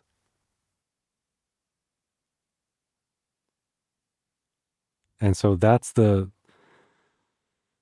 hope that I have in spite of this grave, macabre, deep, unsettling darkness. To think of what's still left in these files. To think of the horrors that children have experienced and are still experiencing. And to know that some of these people are still at large. They haven't faced any penalties or consequences. They're still harming people. And that their money may insulate them from any consequences. This is a hard, dark, scary pill to swallow. But there's hope. Things are happening. Things are moving. People are standing up against this. There are brave people. I don't know if I could say myself that if I had been abused by Jeffrey Epstein, would I be able to stand up and fight, knowing people are watching me outside of my house, knowing how well connected he is, knowing I will likely be killed? Would I have the courage to stand up? Would any of you? I don't know. But some people do. Some people did. Some people are right now. And that's incredible. That gives me hope. That inspires me.